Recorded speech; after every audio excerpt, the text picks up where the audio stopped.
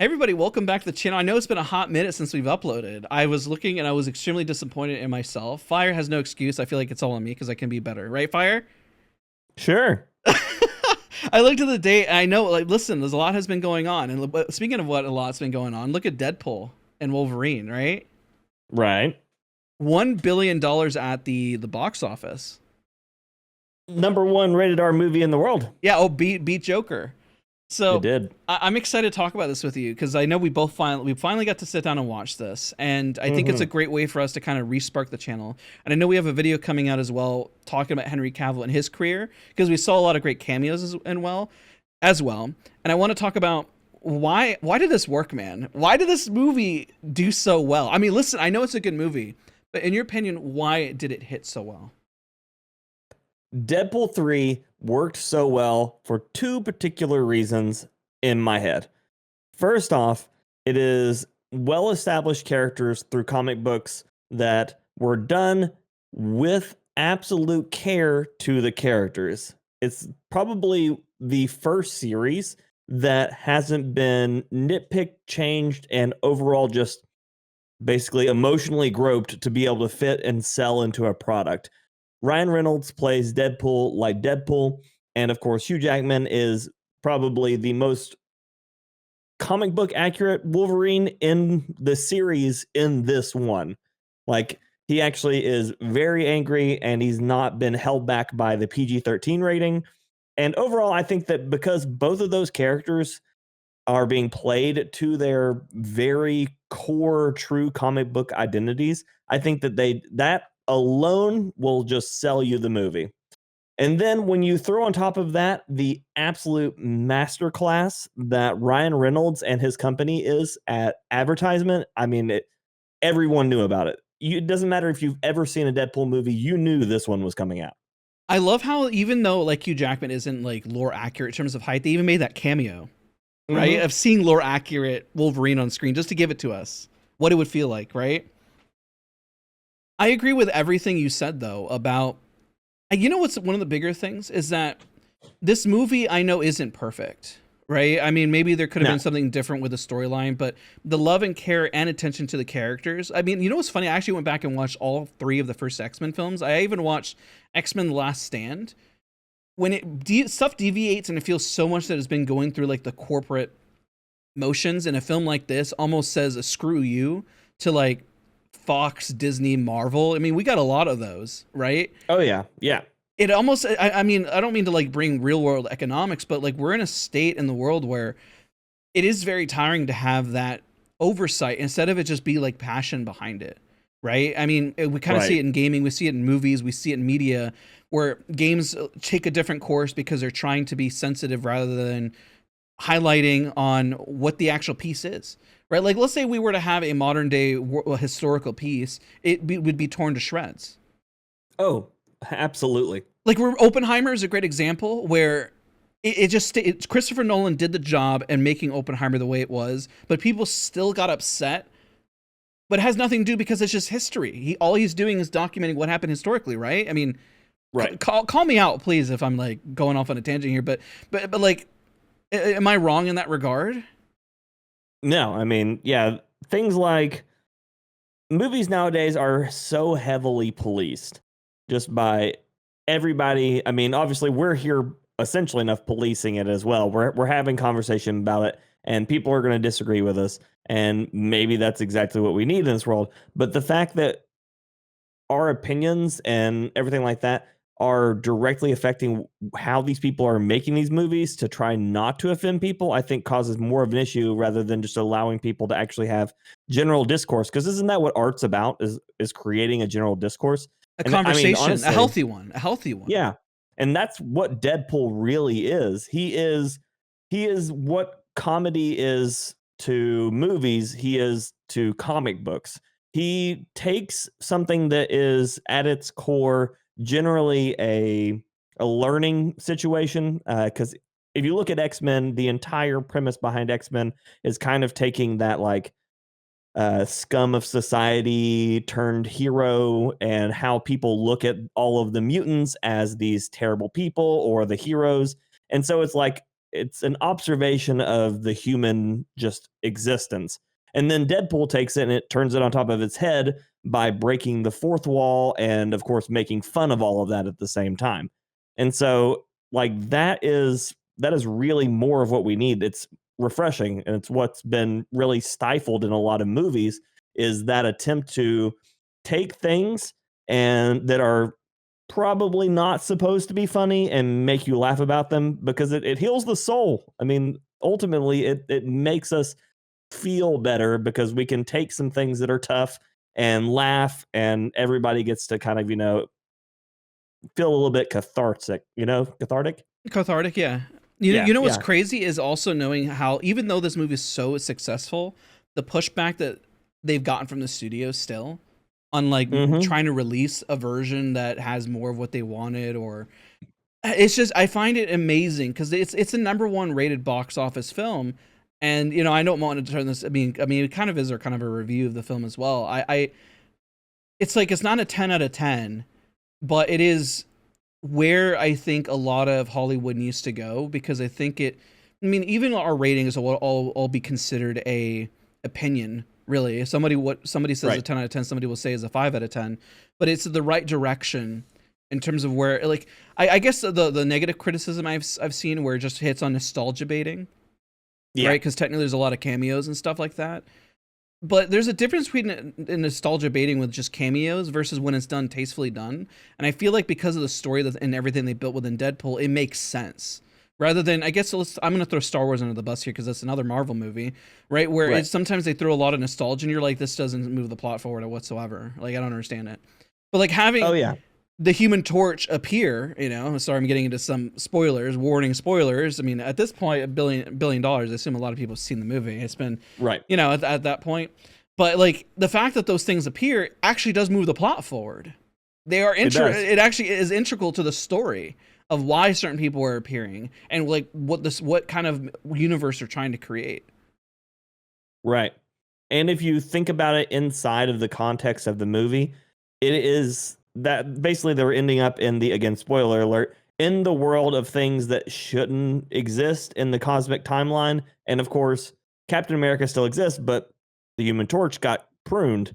And so and then all of these other mutants that everybody hasn't seen before, or haven't seen in a long time, they're no longer showing up in stories, and so they're also ending up in that pruned world. It's contextually extremely important because you're seeing all of these people that haven't been seen in a long time, just like they want you to get rid of them. Like Fox has tried to get rid of them, Marvel's tried to get rid of these characters, and so you're living in this cesspool of forgotten mutants and heroes. And I think honestly it's probably one of the best parts of the movie is the willingness to poke fun at all of the build up to this multiversal ideas that Marvel's done. And if you've seen the movie, you'll know exactly what I'm talking about. But it's a constant prod at Marvel and Fox and Disney about this multiverse idea. Because all we want at the end of the day is just a good story. And if not a good story, staying true to what a character is, for better or for worse, because that's what they are portrayed as. And if not, I would say just go into a new property at that point. You can't just, Right. let's say we were to make Deadpool rated for kids. It's like that would never happen. I mean, I think they did it as like a joke. They released something like that, but then it Right. kind of makes it's comedy in its own bit. But they're so self-aware, and it's like kudos to Ryan Reynolds and Hugh Jackman and like their whole team, their creative team, the writers, everyone, for just understanding what this piece of media is. And I hope that it does shake things up, and that when Disney when people see money rolling in like this, I hope that people, I mean, they always do. Then they start copying. It's like anything you see in gaming or regular media. It's like, oh, battle royales are hot, so therefore let's make it 30 billion battle royales. Now, I don't want Right. billion different Deadpool movies like this, but I want No. them to understand the art of why it made it so good and what it's poking fun at and what we actually want as an audience compared to this. Because I'll be honest, I don't get excited for Marvel movies anymore. I mean, I don't go out of my No. way to watch them like I used to. At one point, it was like an event, like I had to, like, oh, I gotta see it, like I need to, or else like I'm falling behind, man. I gotta watch it. That definitely Yeah. changed. Well, I mean, and I think that's also another important fact is like you have to realize the fatigue that these long series have done. And I think that's another important part of what Deadpool 3 did so well is it exists inside of this, storytelling arc for Deadpool, but if you hadn't seen any of the other Deadpools, I think it's completely still enjoyable. Yeah, I 100% agree. I think they've done a great job isolating a story out where it still builds. Like there's still premise there. It's building off of something. It's like I was talking earlier about Terminator 2. You can watch Terminator 2 on its own and it's a fantastic story, but Terminator 1 adds a lot of context. But they're not repeating things, but they're letting the viewer understand that something important is happening. Right. And I guess we're kind of missing that in a lot of films. Where either we get heavy exposition that is just over the top, like Deadpool making fun of that, like, gosh, please stop for the love of God. Or we get half-baked stories that just don't, I don't know, like, that just aren't, they don't have a whole lot of weight. There's not a whole lot of meaning. And, I mean, hey, all this conversation leads up to why this movie made so much money. And it's like Joker is right up there as well. Because I think it reflects the same thing where it's unabashed, it's not scared, not shy. It just throws at you, even though like it's a very different take on the Joker, right? It's not, but it's done with a lot of passion behind it, but understanding the essence of something. Right. I mean, that's also a big part of that is like we were talking about how the stories just don't, they feel dead sometimes. And I think it's because they plan for like 45 movies out and then they forget to fill the stories on the gaps that they're running them for. Yeah, it should just have a strong beginning, middle, and end, and a character should grow. What's crazy is that even though Deadpool doesn't have a crazy story, he still is growing as a character. Like he has a character arc. When we follow his arc from the very first film of just getting revenge to discovering who he is, to the second film of discovering what love is and where he fits in the universe and world, and to this one now, I would say is his purpose. Why is he doing all this stuff? Like, I mean, very vague, kind of off the cuff, right? I pass it to you now. Like, yeah, and just like learning to sacrifice some of his happiness for the people around him now. He's losing that, like a little bit of that selfishness that his character was built around too. True. Yeah, I could see that. Like if you think of like Deadpool 1 where he first started from the very beginning, we have a guy who is extremely narcissistic, selfish, and like kind of like a crack shot, essentially always making jokes, to oddly a little more human, even though he isn't human anymore. Which is kind of crazy, becoming a hero, which is also his journey of like, where do I sit? How do I become a hero? Or how do I become even relevant without also becoming just too selfish of wanting to be like at the start when they were saying, I want to be an Avenger because I need it, versus, like, it's just, that's good. It can have a small premise of somebody like growing, but as long as the character's growing, then we have an attachment to it. And like Wolverine is like one of the greatest examples. And I think we'll probably wrap this video kind of talking about that journey, as that journey was shared through the characters, but also whenever they put that montage at the end of the credits, there was a physical journey, an IRL that we saw based off their characters when Ryan Reynolds first took Deadpool, that existed in X-Men Origins, to when Hugh Jackman was an absolute nobody. And all he did was his only film credit, I think, was like Oklahoma and one other movie. And then he went into this, and he had a lot of credits to his name before on like Broadway and doing other stuff. Like, but this was like him stepping to something. He was like, "Wow, I have no idea what I'm doing," And that definitely hit. He said he was feeling physically sick the first few times he was attempting to be Wolverine because of the the overwhelming weight of the idea of that character.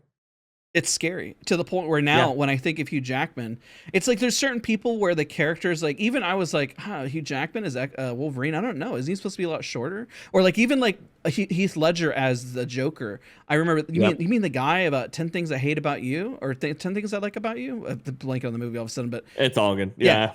But you get what I'm saying, like that guy. But all of a sudden, like they change history and they do amazing things, Yep. So I also love that parallel there, where I mean, it shows the passion and care, and it shows also in their marketing. I feel like a lot of films are missing that. Let's compare to one that bombed recently, which was I want to talk to you, Borderlands. I'm sure that'll be its own. I don't think I'm ever gonna watch it. To be honest, I don't think I have it in me to watch it. But Yeah, I don't either. we're one where I don't think that they care. It doesn't. That doesn't. I mean, I'm sure they do. Listen, I'm sure there's a certain amount of care, but it's not to the level of what we see Ryan Reynolds and like Hugh Jackman putting into these roles. You know? I can't find a moment where I feel like they honestly care. If you have cast Kevin Hart as as any of the characters in Borderlands to begin with, like I would have seen him as Claptrap before I would have seen him as any of the other characters. That's crazy, considering yeah, that's insane. It's just it was just a sheer like disregard for all of the hours of work that was put in through all the other Borderlands. Like that was one of those ones where I feel like someone said, "Yeah, it exists as a game, but I'm not going to play it or read about it or learn anything about it because I don't want it to ruin my creative vision." Yeah, and it was. I've heard so many bad things about the writing. I mean, I think they got the aesthetic of what it looks like, which I guess Not enough. Yeah, it's not enough to do that. You got to get the characters and the writing and everything down, but it takes an extensive amount of detail to make it work. And I feel like they had a version of a film. I heard this as well, where maybe it was going to be more rated R, but they went more PG-13. And doesn't just to go to point out, not everything has to be rated R. It could work as PG-13, but I think that they kind of lost themselves in that direction of what this movie was supposed to be at the end of the day. Aren't the games like rated M? Or are they rated T? Yes. They're rated mature, yeah. They're mature games. So I mean that goes to show the audience. It's like you can't make Toy Story and then make it rated R. I mean, I guess you could, but that kind of alienates the base audience. And this is the same thing about Star Wars. Listen, guys, like if you want your own original property, make your own original property, but you got to remember if they're fans of something, they're there for a reason, and they want to keep growing their fan base, and not because they're trying to be insensitive. I think there's people there's a side of it that are, in my opinion, extreme.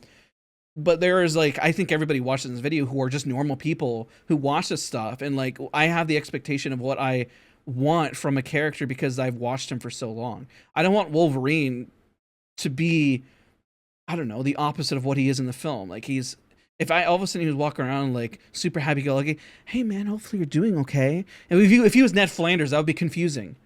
Right. Hi diddly do, Deadpool. Just like, oh god, what happened? What are we doing here? And then Wolverine's claws come out as like pixie sticks. I'm just like, what? Like that would just confuse the audience.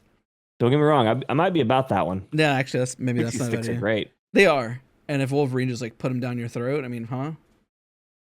Yeah. Well, any closing thoughts? Any final thoughts? How you felt about everything? I mean, hey, Deadpool hit 1 billion.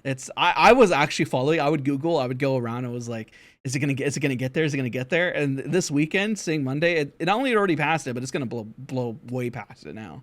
Oh yeah, 100% going for it, winning the race. I don't even know they're not even racing anybody but themselves anymore. It's insane at this point. I will say that Joker didn't open up in China, but Deadpool did. So there is that little bit of a difference that I did research and find. So before anybody comments down below, they probably won't watch the whole thing. They'll be like, according to my calculation, yeah, of course. Yeah. Well, oh, go ahead. I was just gonna say I mean, I need a Gambit movie. That's all I gotta say. Ooh, I've been waiting a long time for this. Yeah, I have to make a name for myself. I gotta make a name for myself here. There's so much to talk about. Maybe a dedicated video about Channing Tatum, about his Gambit. Comment down below what you guys think. Thank you so much for watching. I apologize, we've been a little AWOL. We're obviously working on a lot in our day jobs, our day lives, and also other content.